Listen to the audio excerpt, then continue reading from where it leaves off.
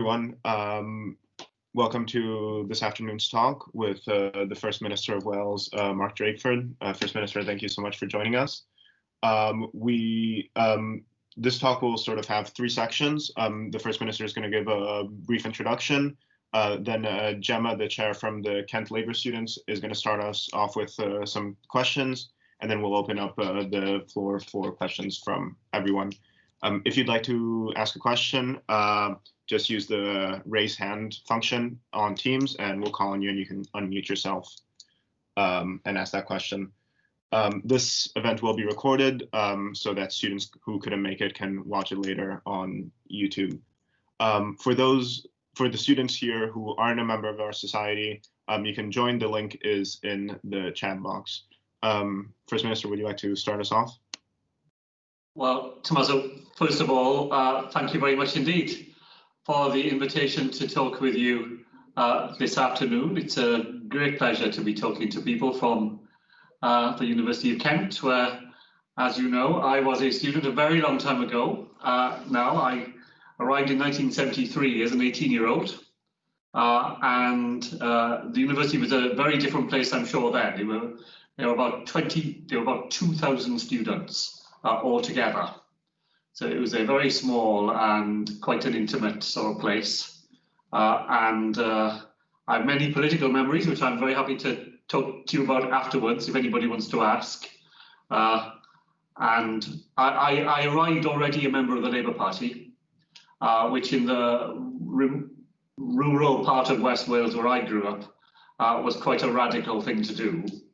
To find that in student politics, to be a member of the Labour Party was to be on the despised right to politics, where nobody would think to speak to you. You were either a member of the Broad Left or the IMG, to be the International Marxist Group, for those who can't remember it. I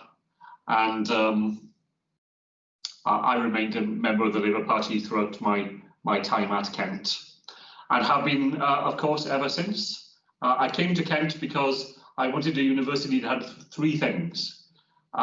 It had to be a new university. I wanted to go to somewhere new. It had to teach Latin, because Latin is what I studied at university. It had to have a first-class cricket ground. So I did spend quite a lot of my time down in St Lawrence, the cricket ground in Canterbury, as well as in the university itself. And I remain interested in all those things ever since. Politically, I never expected to be a politician. In fact, I've been a politician for a shorter period of time than almost any other job I've had during my life. I was a probation officer for 10 years when I first went to work. I taught in universities for probably closer to 20 years. And I've done my current job for only a couple of years, and I've been a minister for a short while. We got them moved to somewhere better, which was great. And then a few months later, I ended up with another family in the same block of flats, in the same set of conditions, did the same things, wrote, lobbied, they got moved somewhere better. And then just a few months later, I ended up with a third family in the same block. And I remember thinking to myself, well, this is, I'm not going to go about this by just trying to change the results for this individual family. If you're going to make a difference here, you've got to change the system. And that's what politics is about, isn't it? It's about changing the system so that everybody benefits from it.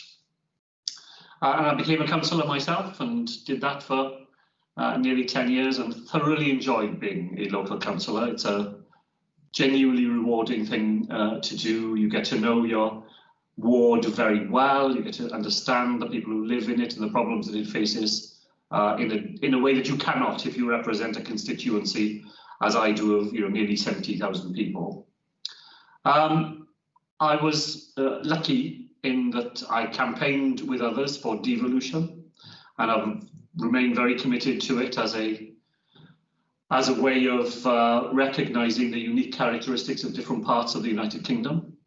And straight after the Assembly was established, my good friend, Rodri Morgan, became the First Minister, and he asked me to come and work in his office. So I used to work 4 days a week here in what was then the Assembly, and then 1 day a week teaching in the university. And Rodri retired after 10 years of doing the job, and he retired from being the Assembly member for the Cardiff West constituency where I live.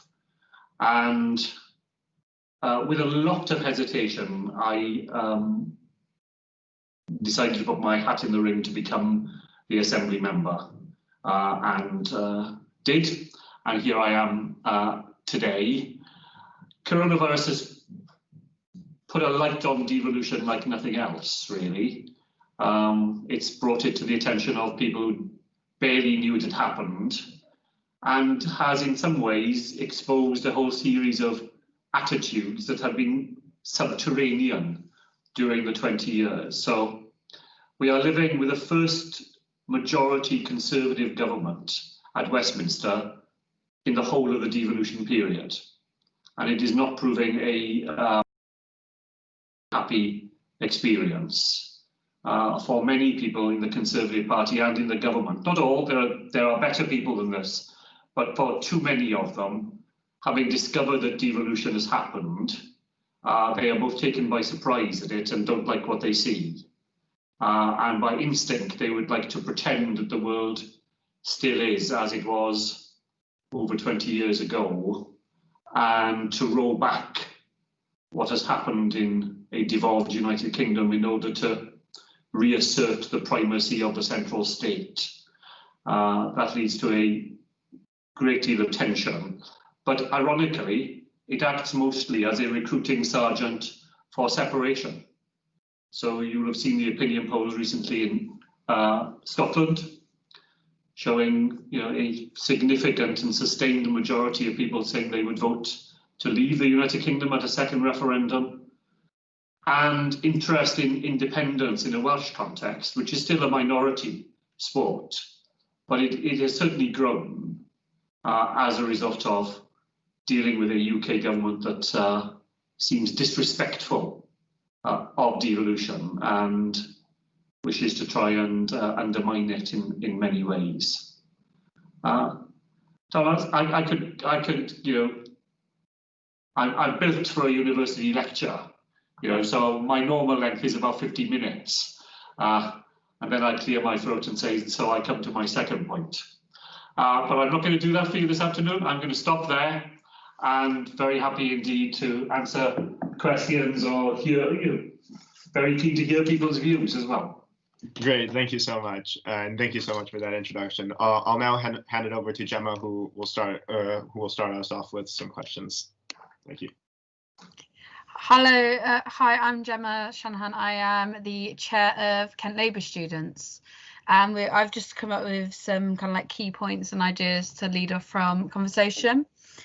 So I was hoping we could start with, just so people can compare to what it's like now, a bit about your life when you was at the University of Kent, sort of what sort of things you got up to. Was there a Kent Labour Students back then, and just in general ideas of what the University of Kent used to be like? Well, Gemma, thank you very much. That's a very kind invitation to cast my mind back. Well, as I said, the first thing I think that would be a big difference for you is just how small the university was. And how new it all was. There were people who've been there since the very beginning of it, lots and lots of people. It attracted two sorts of people in those days. There were people like me who came from the furthest sort of corners of the country, and they were a separate group of people who lived in London and who spent 4 days a week in Kent, Monday to Thursday, and then decamped en masse back to carry on their London lives, sort of, Friday to Sunday. The result was that most of the close friends I made at university come from Northern Ireland, the north of Yorkshire, the people who were left at weekends, who hadn't returned to their other lives. I spent a lot of my first year sat in various places. So it was the tail end of 1960s student militancy. The group of us who studied Latin was very small. One of them was a friend of mine at the time called Rick, who was from New York, and he studied Latin, and he played the bassoon, and I played the clarinet, and with another American student who played the clarinet, we formed a trio called the Plebeian Trio, in tribute to our Latin roots. And I do remember a number of nights in what was then the Cornwallis building, which was the registry, which had been occupied by students.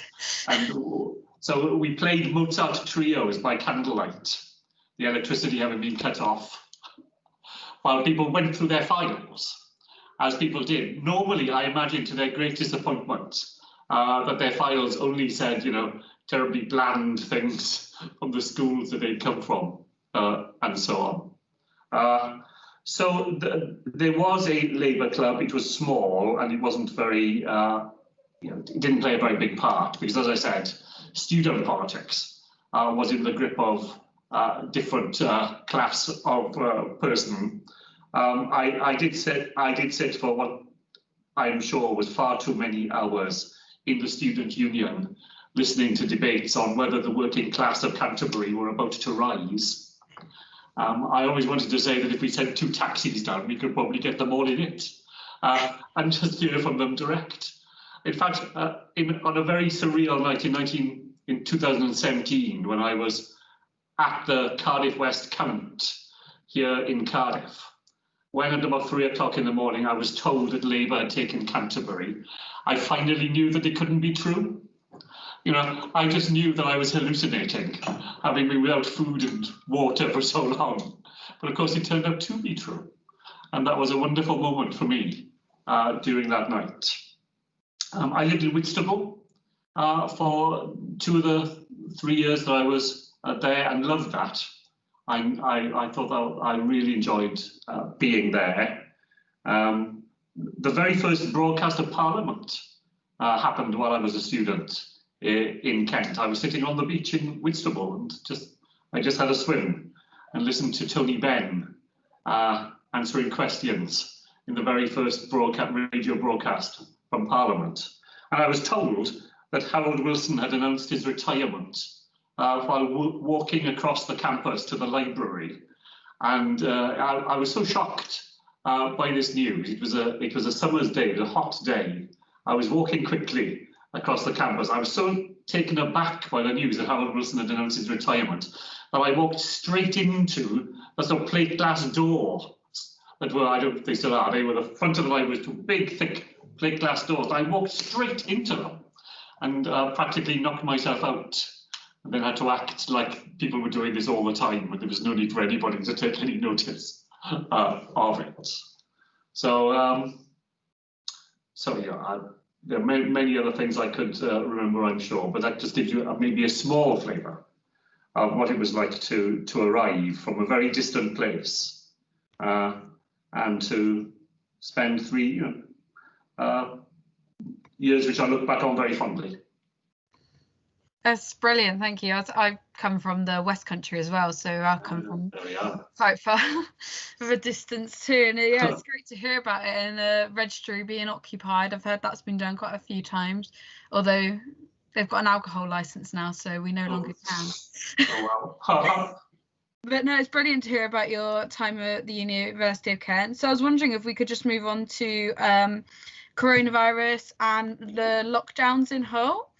And just wondering your thoughts on maybe the English lockdown. Do you think it was done at the right time in general? Do you think it's been done in the right way? And also about the Welsh lockdown as well, because obviously that was done a lot earlier than it has been done in England, and in a different way, including schools and supermarkets with the taking off of non-essential food or non-essential items. So I was wondering if we could hear your thoughts on that.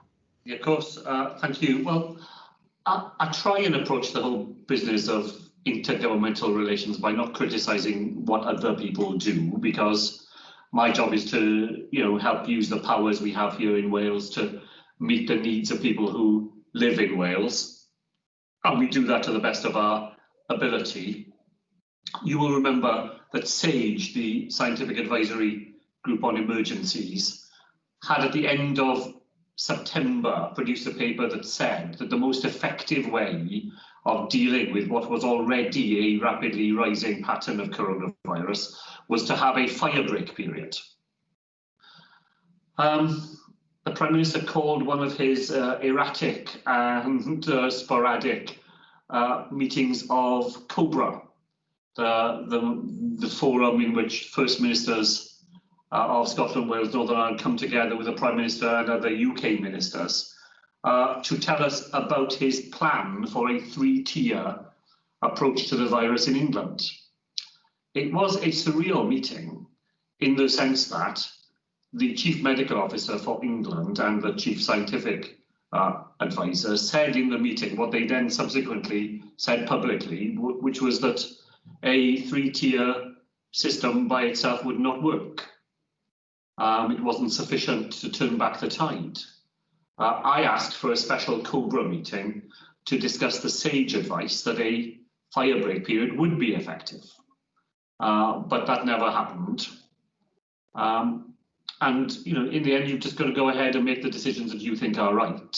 Our own Chief Medical Officer and our own scientific advisors were of the same mind as sage. But the most effective thing we could do would be to have a fixed period in which we returned to the sort of restrictions we saw earlier in the year. There was a trade-off between length and depth. If you were going to go for a short firebreak period, you had to make it really deep and really clamp down on almost everything. Or you could go for longer, go for a 3-week period and allow a few more things to continue. In the end, we went for 17 days, which is a slightly hybrid 3 weekends and 2 working weeks, and to go for short and sharp, and to do it early, because that's the other thing that Sage said. The sooner you did this, the more effective it would be, and the shorter it would be. Now, when you do things first, when you're the first nation to go on something, then you inevitably attract lots of attention and quite a lot of it hostile. So the Tories in Wales have been very hostile to the firebreak period. They've attacked it a lot and have encouraged some of their sidekicks in London to do the same. All of that did come to a pretty abrupt halt when the Prime Minister announced his 4-week firebreak for England. But I think it's had to be longer because it's later. It's quite similar in scope. We've allowed primary schools to stay open. Of course, one of our weeks was half term, which we were very keen to include. Primary schools are back this week. Not all of secondary school students are, but quite a lot of them are. Universities have continued to teach in a hybrid way, some face-to-face teaching, some online teaching. We closed all non-essential retail. It was simply unfair to all those small shops that we were closing to allow supermarkets to go on selling things that they were being prevented from selling. We'd already had a bit of argy-bargy with supermarkets earlier in the pandemic when we declined to offer them business rate relief for premises with a rateable value of over £50,000. They got that in England, they didn't get it in Wales. That's because the big supermarkets were not doing badly out of coronavirus. They were still open when everybody else was closed. We wanted to use that money, it was about £200 million we saved, to provide support to smaller businesses who were suffering far more. And that played out in our decision to fence off non-essential items in supermarkets. But it was the right thing to do, and tricky as it was for a few days, we came to a resolution and have managed to sustain that. We will come out to the firebreak period on Monday of next week. We will not know for a couple of weeks more whether it has been successful in the way that we hope it will be, because most indicators in coronavirus are lagging indicators. You don't see the effect until a couple of weeks after the measure you've taken has had a chance to bite. Yeah, that's brilliant. Thank you. Let me just check. Should we take questions to do with lockdown now, or wait for them all at the end? Yeah, do that now. So if anyone has a question to do with lockdown or coronavirus, if you'd like to put your hand up, as people are doing that, I'll just ask the first question that was asked in the chat, which is, the second question that was asked in the chat that has to do with coronavirus. And it is, why do you think that the Prime Minister resisted the sage advice of the 21st of September? Well, I think there's been an internal battle, that's probably putting it a bit strong, but yeah, an internal discussion going on inside the UK government between people who think that you should put the needs of public health first and those people who are anxious about the impact of restrictive measures on the economy. And now, I've never taken that view myself. I think to do the right thing by public health is to do the right thing by the economy. Because unless we can find a way of dealing with coronavirus, businesses are affected in other ways. For us, it wasn't a choice between allowing businesses to continue and shutting them down for a fire break period. Many businesses were already adversely affected by the sheer number of people falling ill from coronavirus and being asked to self-isolate. So getting things right on the public health front gets things right for business. But I think inside the UK government, that has been a more tense discussion. And I think the Prime Minister has vacillated between the two. He's captured by the Chancellor for some days and decides to try and roll back on public health measures. And then when the public health position deteriorates, he's then in the camp of the Health Minister, who was probably, I'm only guessing here, was probably arguing for a fire break period much earlier on. Great, thank you. I believe Rebecca's got her hand up. She wants to unmute and ask. Yes, I do. Hi, so I'm Rebecca Slack and I'm doing the Masters in Political Strategy and Communications in Brussels. And it's about the communications around coronavirus. Like, how do you feel central government has handled the communications, and are there any lessons that you think should be learnt that may help if this situation happens again? Well, I think at some points they got it right and powerfully right. I think in those early days, the stay home, protect the NHS, save lives. I think that was a message that did strike people and resonate with people, and they understood the sequence of that advice. I think there have been two problems really.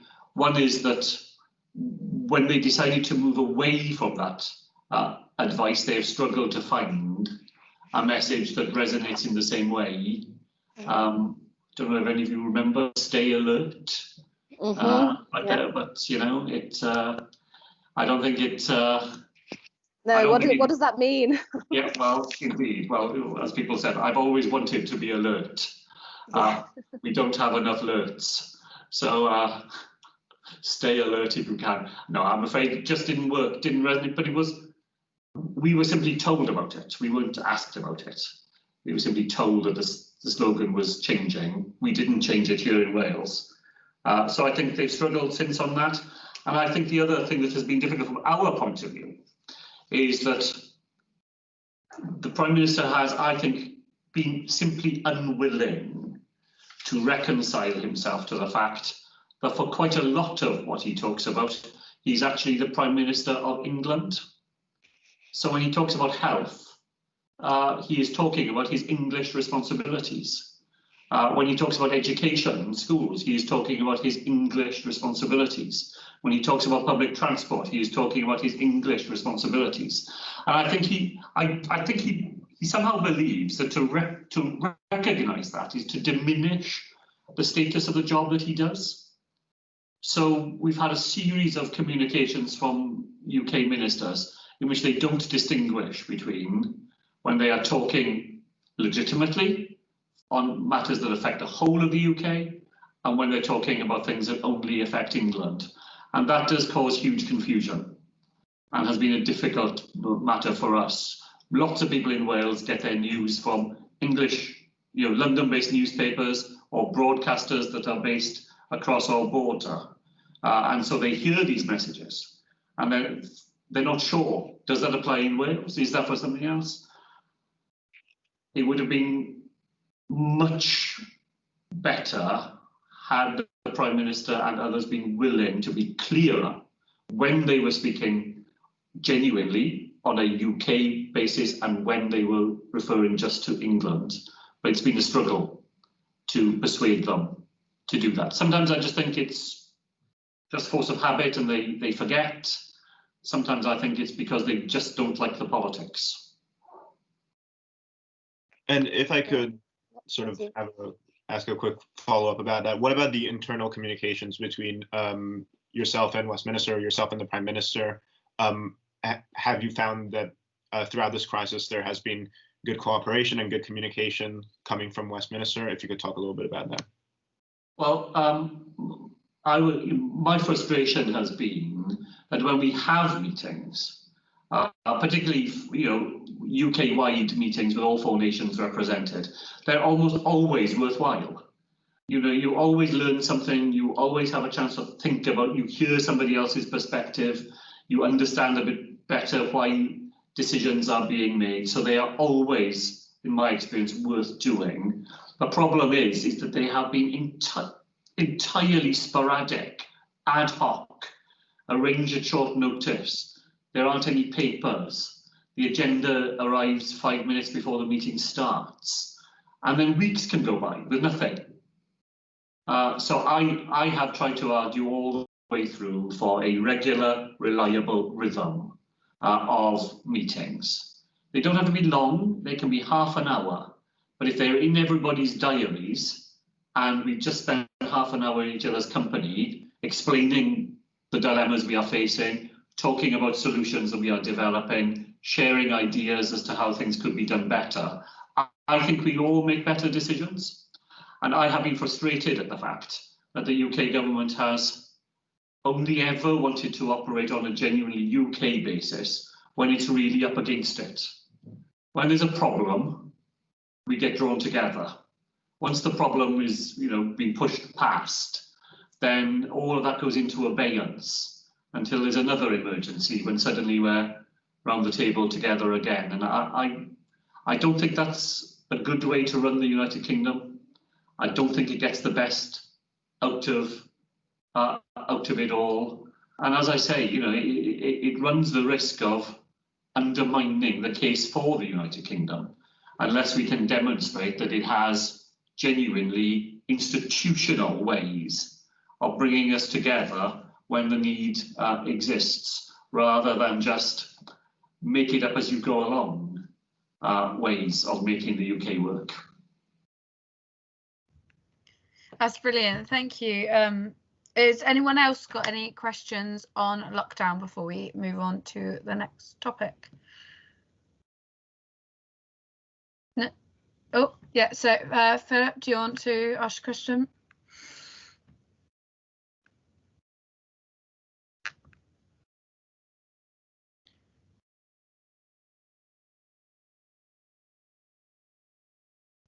We're not hearing you. We can't hear you, Phil.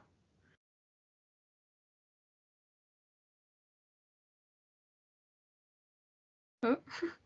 Let's maybe move on. Should we move on? Phil, you can always come back and ask your question later if you can get your sound to work. Oh, there you go. Just got the question in the comments.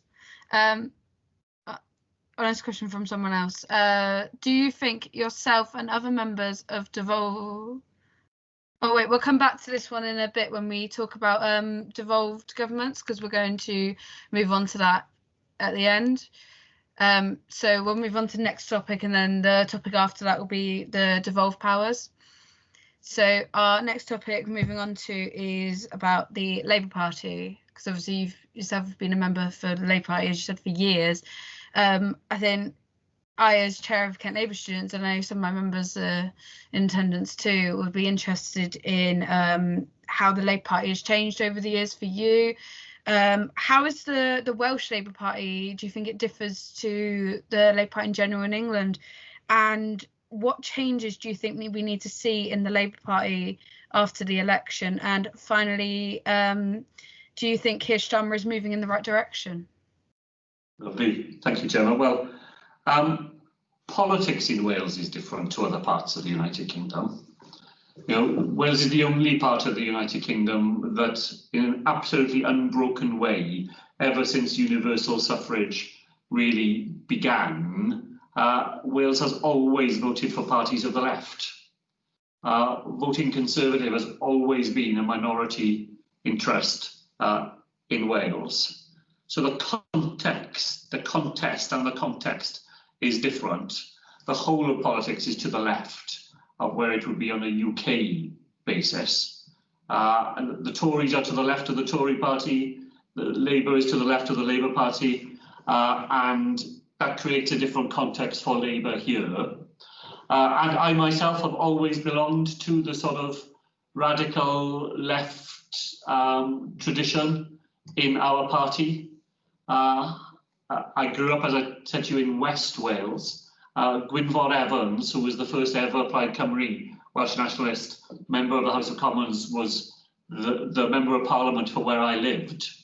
And as a 14-year-old, I remember thinking that I had to make my mind up as to whether I was a nationalist or a socialist. And I decided then that I was a socialist. And I've been one ever since. So, I belong to that tradition that genuinely believes that government, when government does things in the best way, remains the best vehicle for crafting collective solutions to common problems, and that those collective solutions dig deepest into the lives of those people who need those solutions the most, and that government is, part of the solution, not part of the problem. If you want to look at a sort of fundamental political dividing line, isn't it? Between, well, let's say, Vice President Biden, who I guess believes that government is part of the solution, and President Trump, who quite clearly and every day demonstrates really that his government is part of the problem. So the Labour Party in Wales reflects that in its views and values. It's not a problem. It's not a party without its debates. There's a long tradition in the party, best represented by Aneurin Bevan, of thinking that being Welsh is an interesting but not terribly significant part of your identity, and that it's class that is the real identity. Class-based politics. The relation between working people in Wales and working people in other parts of the United Kingdom being the most important things. And then a sort of Welsh-speaking strand in the Labour Party, represented at the same time as Bevan was Minister for Health by a man called James Griffiths, who invented the welfare state and put national insurance on the statute book and so on. And James Griffiths was a Welsh-speaking miner from Llanelli in West Wales, for whom identity and Welshness and devolution were much more important facets of his political belief. And that debate has gone on in the Labour Party ever since, between its industrial and its cultural wings, you might say. We've had some bad things in the Labour Party in Wales, as anywhere. There have been some parts of Wales where, if you were interested in politics or of any sort, then the Labour Party was the only party to join. And as a result, people join the party who are ideological sense of what the Labour Party is about is reasonably thin. And those parts of the party have often been hostile to women, not much interested in equality issues. I think that is of a reasonably remote past now. The Labour group that I belong to in the Senedd here has 18 women and 11 men. the cabinet that I chair has more women in it than men members. So in many, in some ways, those things have moved on, but we're not immune from the issues that face our party more broadly. I think the future does mean the party has to catch up with devolution. The party itself is not as devolved as our constitution is in Wales. The party does have to democratise. It belongs to its members. Its members' voice has to be decisive in the decisions that the party makes. We have to learn to use the sorts of forums we are using this afternoon to be able to reach more people and involve more people in the party. A Welsh Labour Party conference is a good event. Many hundreds of people come to it. But when we had an online, week-long set of events recently, we had far more people take part than would ever have gone to the actual physical conference. So we have to learn some of these positive lessons about how we engage and involve people. And I think he has made a good start. Of the candidates who stood for election, I knew him personally better than anybody else because he had been the Brexit spokesperson for the Labour Party while I was the Brexit minister in the Welsh government here. I think what I am keen to see is that in having to repair our relationship with the electorate, that we don't think that the way to do that is to turn our back on the manifestos we stood on in 2017 and 2018, and 19 rather, because as a policy platform, I think they were the most exciting set of policy ideas we've put in front of the electorate for 40 or 50 years. But as well as having good ideas, you have to be able to persuade the electorate that you are a party that they can believe in to put those ideas into practice. And somehow we didn't convince people of that. So I hope Keir will work on the first of those problems, how we repair that relationship and persuade people that the Labour Party is a vehicle that they can rely on. But I want us to be a party of genuine radicalism. And the 2017 and 2019 manifestos are something we should build on, not turn our back on.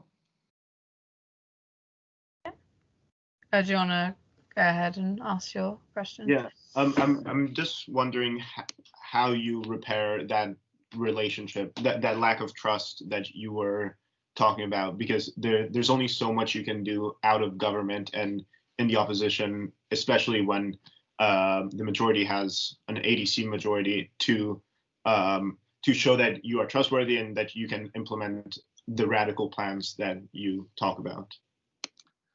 Well, I think one of the ways is not by thinking that Westminster is the only place or even the primary place where you demonstrate that. There is a pretty iron law in politics that over a 5-year term of a party in government in Westminster, local government tends to swing towards the party that's not in power at Westminster. So there will be thousands of opportunities for the Labour Party at that local authority level to demonstrate to people how a Labour-run council is on their side, is tuned into the issues that matter to them, takes decisions that advance the sort of society that a Labour Party would want to see, as there is for us to do exactly that in Wales. So I think it's looking for all those other opportunities that the party will have, where we will be exercising political responsibilities to repair those relationships.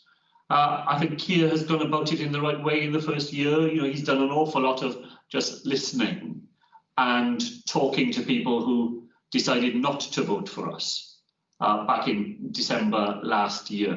And he's come to Wales and done some of those events. And the good news, Thomas, there is that I think the main message from people who he has been meeting is that in choosing not to vote for us, they haven't made some sort of lifetime decision. They have lent their vote to somebody else, and they are looking for a reason to come back and vote for us because they feel more comfortable with us. They think of us as their natural home, but somehow they couldn't bring themselves to vote for us last year. So we have to give them that invitation. We have to speak to them in a language and about things that make them think, yes, I can go back and vote for that party again. But I think, as I say, the good news is that they're waiting for that invitation. They're looking for that invitation. So we have an opportunity there to do just that. Thank you. And on a more localised level, what do you think the local members have to do to win over the electorate? What do you think us as members, me as a member myself, has to do to make a difference and to win in the future election and in the council elections that are coming up? Well, I think for me, it's to be in a continuous conversation with the electorates of the areas that we live in. You know, the idea that we can communicate with people just around an election and expect that however compelling our offer is, that we will be able to, cement a relationship just in a 6-week period. I don't think that's the way that politics works. So I think it's about making sure we do the absolute basic things all the time. That we produce local material, that we put it through people's doors, that we offer people opportunities to talk to us. I still do quite a lot of street surgeries when I have the time. You just go, as you know, you just go down the road, you put a notice through people's door that says, if you want to talk to the Labour Party about anything, all you have to do is put this notice up in your window and one of us will call to see you between 2 and 3 on Saturday afternoon. So 300 people will have had an offer. If only 3 or 4 of them take it up, it doesn't matter, because everybody's had the offer and everybody who walks sees your notice up in the window of the houses who do want you to call. So there are it's just looking for ways all the time to be having that continuous conversation, to demonstrate that we are keen to listen as well as to talk, and then to show as well that if we're asked to do something, that we deliver on it and that we don't exploit people, that we don't do apologies, there are Liberal Democrats still to be had on the call, but what in the past would have been a standard Liberal Democrat way of doing things, which is to alight on an area where there is an issue to be exploited. And the minute the issue is no longer making political capital for you, to evaporate faster than a puddle in the sun. So we have to show we're there, in the difficult times and the good times. That's brilliant, thank you. Does anyone else have any more questions on the Labour Party before we move on to our last kind of like general topic, which we actually have quite a few questions coming in for our last topic. Okay, so then we'll move on to our last generalised topic, which is about devolution. When we'll just ask. Oh, we've got a question coming in first. Sorry, my question was about devolution as well. Okay. Yeah, we'll just ask the First Minister just to give us a few key points on devolution first. So how far do you think devolution needs to go further? Do you think that changes need to be made, etc., etc.? Do you think Wales should have its own parliament? Yeah, it's really interested to hear your opinion, and then we got quite a few questions on it. Thank you. Well, very quickly then, I don't think the devolution journey is over, but I think that the Senedd here in Wales, the Welsh Parliament, is already a parliament that makes laws for Wales, that has very extensive powers, and that coronavirus has demonstrated that we are prepared to use them assertively where we think that that is the right thing to do. I think devolution is the best of both worlds for people in Wales. It means that decisions that only affect people in Wales are made only by people in Wales, but that we remain part of the greater whole, that is the United Kingdom. And I think being able to draw on the resources of the United Kingdom, being able to contribute to the United Kingdom, is to the benefit of Welsh people as well. So the journey isn't over, but the basic the basic dialectic between having a devolved legislature while remaining within the United Kingdom, I think is still the best recipe. Yeah, that's brilliant. Thank you. So I think we'll just start with the few questions we've had come in the chat, just because they've asked them for a while ago, and then we'll move on to hands up. So first question was from Joshua, and he wanted to know, what do you think of the idea of devolution similar to that in Wales and Scotland for regions of England?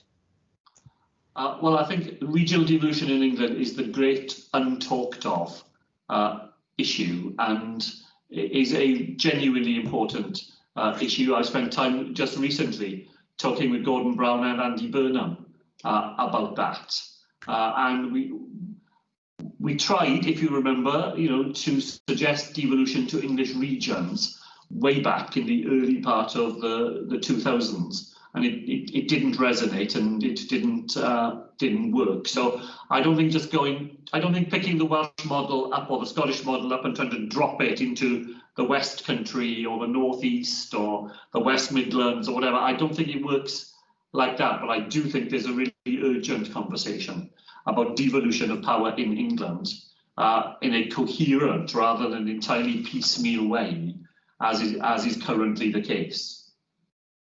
Yeah, it's very interesting to hear. So we've got another question. So I guess this one is actually more to do with coronavirus, but it still links to devolution. Do you think yourself and other members of devolved government should be involved in the Downing Street press briefings? From Samuel. No, I don't particularly think so. I think most of the time when the Prime Minister is doing those briefings, he is talking to an English audience about decisions that affect people in England. We do a daily press conference here in Wales as well, as does the First Minister of Scotland. We share them out. I do probably 2 a week, and then other ministers do the others. And on the whole, I think that is simpler and clearer for people as to who are making the decisions that affect their lives. Yeah, the next question comes from Philip. When dealing with a difficult Westminster government, how far inclined are you to push the boundaries of devolved power and ask for forgiveness later? Where, if anywhere, does the most pressure of strain of rule come from? We have found ourselves having to use our powers independently and to use them to the fullest extent, where it's just not been possible to get agreement on things that we think are important and others have disagreed. So the most controversial example probably was when we decided to prevent people from outside Wales travelling into low prevalence areas in Wales. We'd already prevented Welsh citizens from travelling to those areas. It was anomalous, therefore, that I couldn't travel to Pembrokeshire, but somebody from Doncaster, where there was far, far more coronavirus, could. I did my best to persuade the Prime Minister that he should put in rules to prevent people from travelling from high prevalence to low prevalence areas in England. It wasn't a matter to do with the border, but when he declined to do so, we had to act on a border basis. I'm sure it was resented by the UK government that we did that. I think they were surprised to find that we could, but we could, and we knew that we could, and we did. And now, of course, the Prime Minister has legislated to prevent people from England travelling into Wales during the 4-week period of the lockdown that has started today. So, these things do tend to come in a bit of a circle. So, difficult as it can be, I think if you think you're doing the right thing and you think that you've got to use the powers, you have to do it, then you probably have no alternative but to do that and deal with the flack that follows. Brilliant, thank you. And if I could get Mel, I hope I'm pronouncing that right, to unmute themselves. Yes, thank you. So diolch am dod. So I just wanted to ask a question a bit further than devolution. You've talked a few times about independence. But stopping there, I just wanted to go a bit further. So how, I know you prefer devolution in general, but how inclined are you towards independence, Welsh independence? And has coronavirus maybe changed your views on that, especially after some of the problems with Westminster you've had? Wel, mae'n diolch yn fawr am y cwestiwn.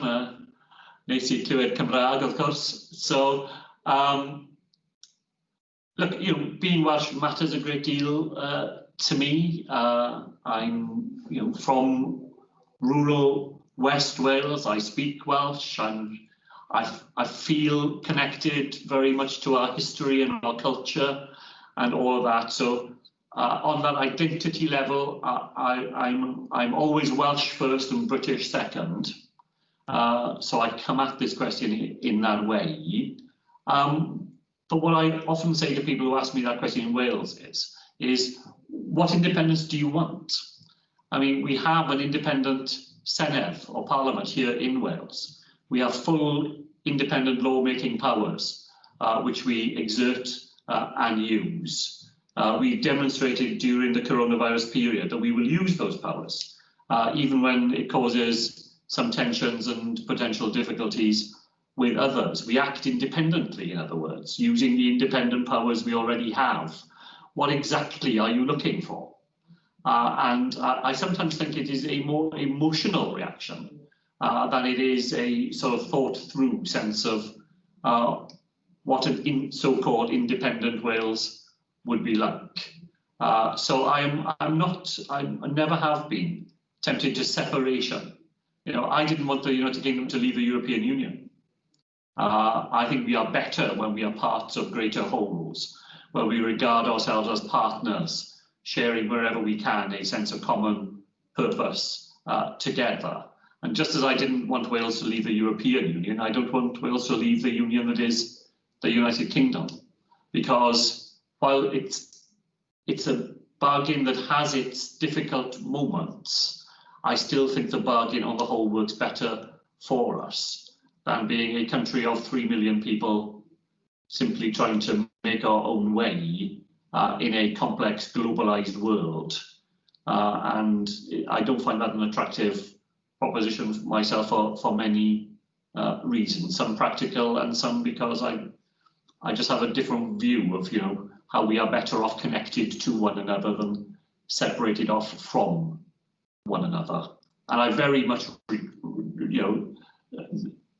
lots of people who are of a nationalist persuasion in Wales are very generous people who have an internationalist outlook themselves, but there is in Welsh nationalism, as in all nationalisms, quite a strong right-wing pujadist sort of tendency. They're nationalists because they dislike somebody else, and their politics is about being against other people, and I'm not attracted to that sort of politics at all.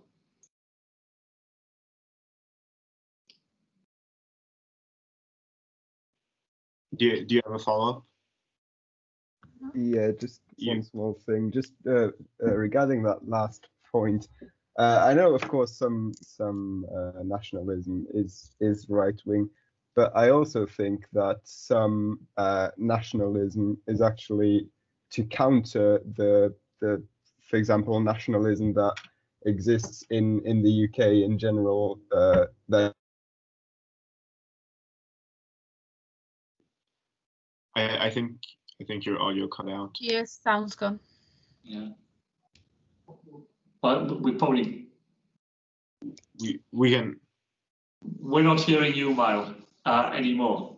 But I sort of think we probably got the basic sense of it. And yes, of course, I think that Boris Johnson is the biggest recruiting sergeant for nationalism in Wales, because if you act in a colonial manner, then people, even somebody like me can feel resentful of it. When the Secretary of State for Wales goes and does interviews and says that the UK government has given Wales, £4 billion during coronavirus, as somehow, it is a gift that we have been given, rather than making it clear that what has happened is that Welsh taxpayers who pay into the coffers in good times are able to draw out of the coffers in difficult times, just like anybody else. When an insurance company sends you a check because you've had a car accident, it doesn't say to you that it's gifted you the money. It is just simply keeping its part of the bargain. And when UK Tory ministers talk in that sort of language, it does throw oil on the fire of nationalism and elicits the sorts of reactions that I think Maya was telling us about in the part of his follow-up question that we heard. Diolch. Thank you. And as we sort of finish up, I guess one final question away from all these political issues. What advice would you have for us university students who are interested in politics, want to get involved? What sort of advice do you have? Well, I think maybe this is not quite the advice you're looking for, but I think my advice would be to make sure you do something else as well. So almost all my cabinet colleagues have led lives outside politics before they became politicians of any sort of, in professional politics. So I think if I look around the cabinet table, there are people who have been lawyers, there are people who have run third sector organizations, there are people who have been journalists. They're all people who have, as well as being interested always in politics, life has taken them into other things as well. And on the whole, I think that is enriching for everybody. And so, my advice about politics is that it's a fascinating and absorbing, and if you're interested in it, it shapes your view of the world. So to hang on to that and to do as much as you can, but to do it alongside some other life experiences that will enrich your view of politics. And if you do decide at some point to, try and become an elected politician as a local councillor or in some other way, that the contribution you can make, I think, is definitely enriched by having other things that you bring to the table. I'm very glad I was a probation officer for 10 years and spent time, in some of the hardest and poorest households that you will ever come across, and saw the struggle that life was for people and what they had to go through to draw even the most basic opportunities into their lives. That lives with me still in the job that I do today, and I think I'm a different, and I hope in that way, a better politician for it. Thank you so much. And I think that just about concludes this event. Thank you once again so much, Westminster, for agreeing to speak to us and for this very honest and open conversation. Thank you also to Gemma from the Labour Society for helping moderate the event, and Esther from the Politics Society for helping to organize it. Once again, if you'd like to join, the link is join the society. The link is in the chat, and I think that's it. Gemma, if you have anything else to say. No, it's been brilliant. Thank you, Westminster, for coming and answering all our questions. Pleasure. Thank you very much for the questions, which I really enjoyed. Now we can all go away and see if Nevada has finally declared for Biden, and we can sleep easy in our beds. So I'll let you go and do that, and that's what I'm off to do as well. So thanks very much indeed. Diolch yn fawr. Thank you so much, Westminster. Bye-bye.